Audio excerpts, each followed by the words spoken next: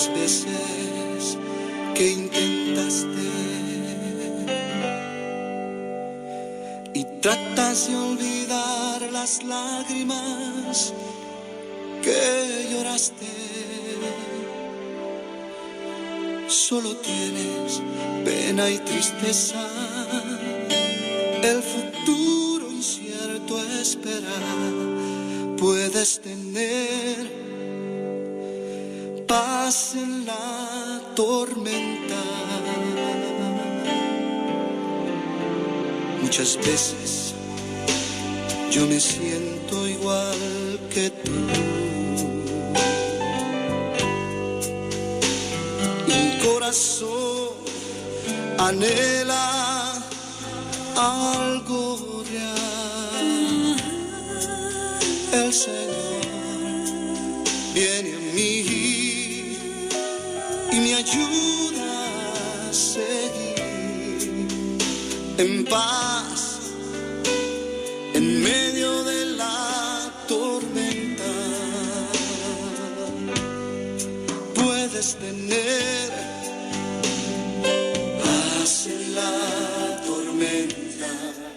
Sí, Padre Santo, gracias porque en medio de la tormenta, en medio de cualquier situación que estemos viviendo, Señor, tú nos puedes dar paz, Señor.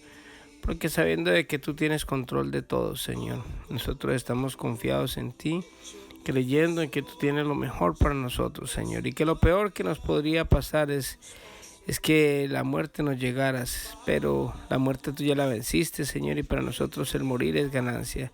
Así que te damos gracias, papito lindo, por esa paz, por ese amor tan infinito que tú nos tienes. En el nombre de Jesús entregamos este tiempo. Amén y amén. Muy buenos días a todos. Estamos saludándoles aquí desde Mi Tiempo con Dios. Devocional que hacemos de lunes a sábado. Y venimos leyendo el libro de Ezequiel. Y hoy vamos a leer el capítulo número 31. Comparación entre Egipto y la Siria derrotada. El 21 de junio, durante el año 11 de cautividad del rey Joaquín, recibí este mensaje del Señor. Hijo de hombre, dale este mensaje al faraón, rey de Egipto, y a todas sus multitudes. ¿Con quién compararás tu grandeza? Eres como la poderosa Siria, que alguna vez fue como un cedro del Líbano, con hermosas ramas que daban una intensa sombra al bosque, y su copa llegaba hasta las nubes. Los manantiales profundos lo regaban y lo ayudaban a crecer alto y frondoso. El agua corría a su alrededor como un río y fluía hacia todos los árboles cercanos. Este gran árbol se elevaba muy por encima de los demás árboles que lo rodeaban. Creció y desarrolló ramas gruesas y largas por el agua abundante que recibían sus raíces. Las aves anidaban en sus ramas y bajo su sombra parían los animales salvajes. Todas las grandes naciones del mundo vivían bajo su sombra. Era fuerte y hermoso, con ramas que se extendían ampliamente, porque sus raíces llegaban a lo profundo, donde había agua en abundancia. Ningún otro cedro del jardín de Dios podía hacerle competencia. Ningún ciprés tenía ramas como las suyas. Ningún plátano oriental tenía ramas comparables. Ningún árbol del jardín de Dios tenía una belleza parecida. ¿Cómo hice tan hermoso este árbol y le di un follaje tan magnífico? Era la envidia de los demás árboles del Edén, el jardín de Dios. Por lo tanto, esto dice el Señor soberano: como Egipto se volvió vanidoso y arrogante, y porque se puso tan por encima de los demás que su copa llegaba a las nubes, lo entregaré en manos de una nación poderosa para que lo destruya como merece su perversidad. Ya lo he desechado. Un ejército extranjero, el terror de las naciones, lo taló y lo dejó tendido en el suelo. Sus ramas quedaron esparcidas por las montañas, los valles y los barrancos de la tierra. Todos los que vivían bajo su sombra se fueron y lo dejaron allí tirado. Las aves se posan en el tronco caído y los animales salvajes se tienden entre sus ramas. Que ningún árbol de ninguna otra nación se envanezca por su propia grandeza, aunque supere la altura de las nubes y reciba agua de lo profundo, pues todos están condenados a morir y a descender a las profundidades de la tierra, caerán a la fosa junto con el resto del mundo. Esto dice el Señor soberano: cuando Asiria descendió a la tumba, hice que los manantiales profundos se lamentaran. Detuve el curso de sus ríos y sequé su abundante agua. Vestí de negro el Líbano e hice que se marchitaran los árboles del campo. Hice que las naciones temblaran de miedo al sonido de su caída, porque la envié a la tumba junto con todos los que descienden a la fosa. Los demás árboles vanidosos del Edén, los mejores y los más hermosos del Líbano, aquellos que hundían sus raíces profundamente en el agua, se consolaron al encontrar a este árbol allí con ellos en las profundidades de la tierra. También sus aliados fueron destruidos y estaban muertos. Habían descendido a la tumba todas esas naciones que una vez vivieron bajo su sombra. Oh Egipto, ¿a cuál de los árboles del Edén compararás tu fortaleza y tu gloria? Tú también serás enviado a las profundidades con todas esas naciones. Quedarás tendido entre los paganos que murieron de espada.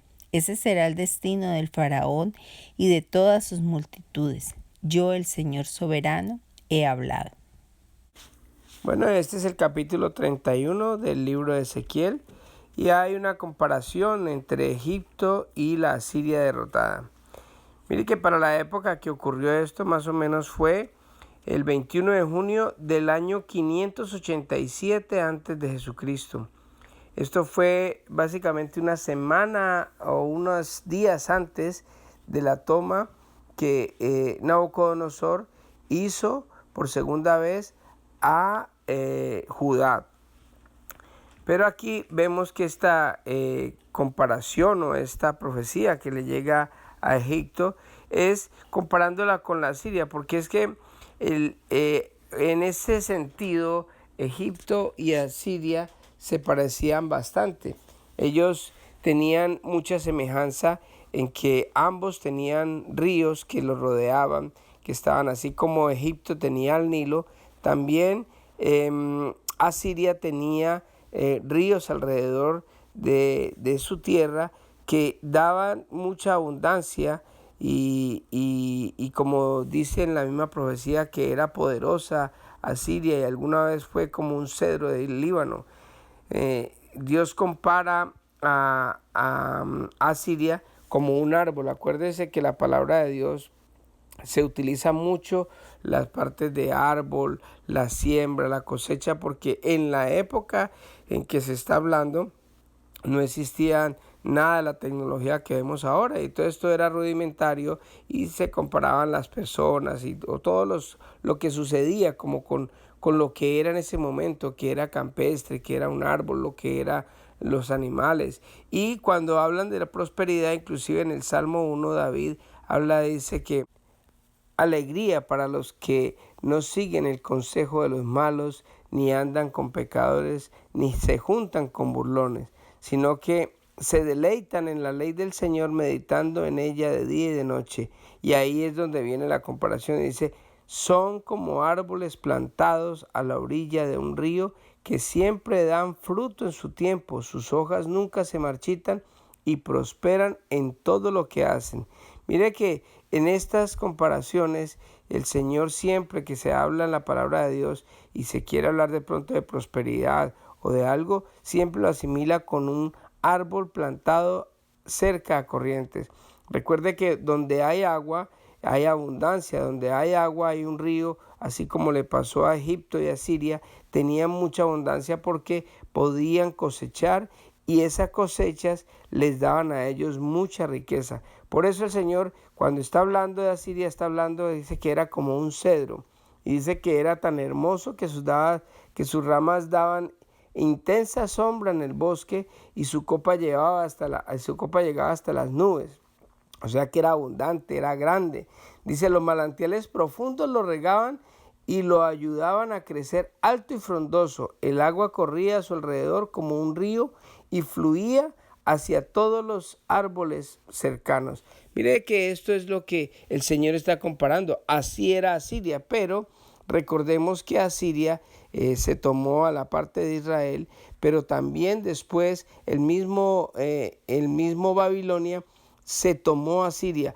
Y lo que hace el Señor es exaltar lo que era anteriormente Asiria, que incluso fue mucho más grande que el mismo Egipto, y empieza a comparar. O sea, si esta nación que fue supremamente mucho más grande que Egipto y llegó también a ser derrotada por este rey Nabucodonosor, entonces, ¿qué le pasará a Egipto? Y mire lo que dice también, que dice que esta Asiria se volvió arrogante, se volvió orgullosa, se volvió muy pretenciosa, porque definitivamente las riquezas y todas las cosas que tenía, la grandeza que Dios le había dado, definitivamente lo llenó de arrogancia y de orgullo y de vanidad, y por eso el Señor permite ese juicio en contra de ella y queda destruida. Y después le sigue diciendo el Señor a Egipto, dice: por lo tanto, esto dice el Señor soberano, como Egipto se volvió vanidoso y arrogante, y porque se puso tan por encima de los demás que su copa llegaba a las nubes, lo entregaré en manos de una nación poderosa para que lo destruya como merece su perversidad. Ya lo he desechado.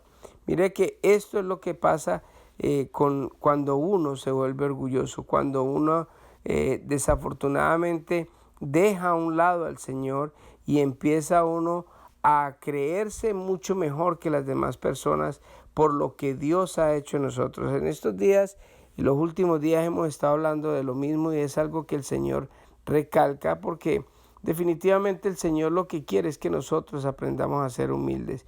Humilde es una persona que reconoce que todo lo que tiene es porque Dios le ha permitido tenerlo. O sea, si yo tengo la esposa que tengo, no es porque yo sea muy bonito o porque yo merezca algo, no. Es porque Dios me la regaló, me dio ese regalo tan maravilloso. Si tengo unas hijas hermosas, es porque el Señor me permitió tener esas hijas hermosas y mis nietos. Si de pronto tengo alguna habilidad, cualquier cosa, es porque Dios me la dio. O sea, eso es ser humilde, reconocer que cualquier virtud, cualquier cosa proviene de Dios. De resto, eso es vanidad, cuando empieza uno a darse importancia, o a darse ínfulas, o a volverse orgulloso y creerse mucho más que los demás. Y el Señor eso no lo quiere. Mire, y eso por un lado le está dando la espalda a Dios. Por otro lado, está siendo uno arrogante con las demás personas. Y por otro lado, es precisamente creerse uno como un Dios. O sea, si venimos y resumimos los últimos capítulos acerca de lo que Egipto se ha convertido, es precisamente en eso, en una especie de Dios mismo. Y nosotros, cuando no reconocemos a Dios y cuando no dependemos de Dios, pues nos estamos volviendo como Dios. O sea, nos creemos mucho más de lo que verdaderamente somos. Mire lo que dice en Mateo 23, en el versículo 11, dice: el más importante entre ustedes debe ser el sirviente de los demás. Ojo eso. Mire que el que quiera ser bastante grande, bastante importante, bastante reconocido, si usted quiere ser bastante, digámoslo, en un puesto preeminente, es lo contrario de lo que es el mundo. En el mundo nosotros muchas veces queremos estar en puestos importantes para que nos sirvan. En el mundo de Dios, en el ámbito cristiano, es al contrario. Si usted quiere ser grande, sirva a todos los demás. Dice: pero aquellos que se exaltan a sí mismos serán humillados, y los que se humillan a sí mismos serán exaltados.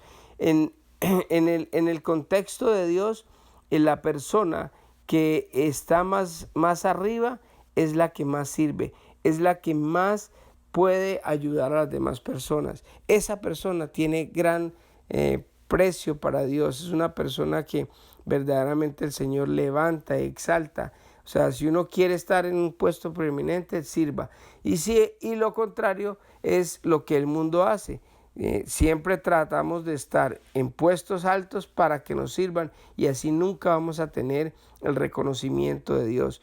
Dios es un Dios soberano y Dios quiere precisamente a las personas que son humildes, que reconocen que Él es Dios y que dependemos de Él y que necesitamos de Él. A las personas así las va a levantar, porque es una promesa que está en Mateo y también está en Lucas. Así que eso es lo que nosotros debemos de hacer, empezar a servirle a las personas. Si usted quiere ser alto, ser grande en el mundo, en el reino de Dios, tiene que servir. Así que pidámosle al Señor que nos dé esa humildad, esa misma humildad que tuvo Jesucristo, de ponerse una toalla en la cintura y lavarle los pies a los apóstoles.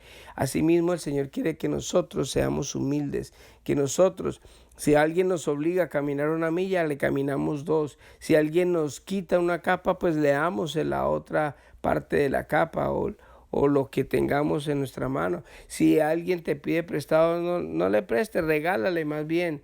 Así que el Señor, esa es la actitud que nosotros debemos de tener como cristianos, ser personas serviciales, ser personas que demos la milla extra, que podamos bendecir a las demás personas y no esperar siempre que nos bendigan a nosotros. Nosotros tenemos que ser como ríos de agua viva que fluyen.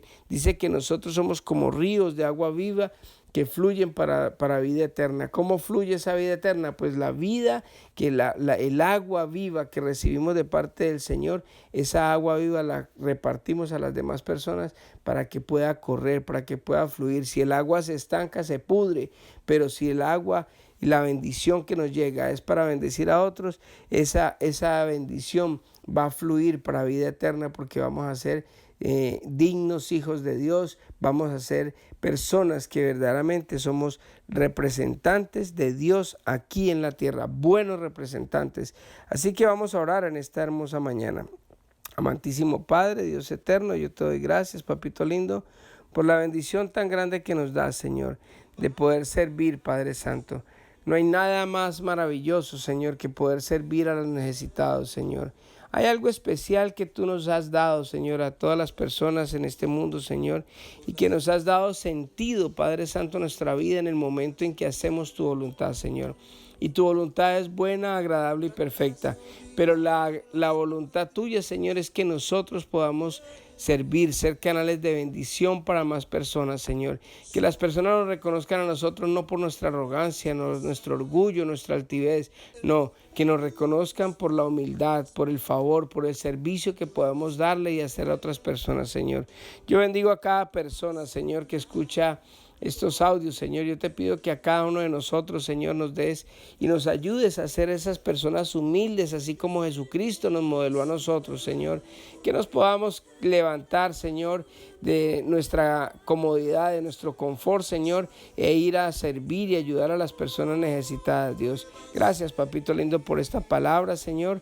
Gracias, Dios eterno, por ser tan bueno con nosotros. Y te entregamos este día, Señor, para que tú, Padre Santo, nos bendigas a cada uno de nosotros y nos dé la oportunidad de servir a la persona que nos necesite, Señor, con mucho amor y con el deseo de que te conozcan a ti, Señor, cuando nosotros somos enviados por ti a servirle a esas personas que de pronto han orado o que sus familias han orado por ellos y están pidiendo a gritos la ayuda de Dios. Y la ayuda de Dios siempre va a llegar por personas. Así que úsanos, Padre Santo, para ser instrumentos tuyos, Señor, para las personas que están necesitadas. Te doy gracias, papito lindo, por esta palabra y por este día, en el nombre de Jesús. Amén y amén. Que Dios les bendiga a todos y que tengan un hermoso día. En paz, en medio de la tormenta, puedes tener paz en la tormenta, fe y esperanza cuando no puedas seguir, aún con tu mundo hecho pedazos.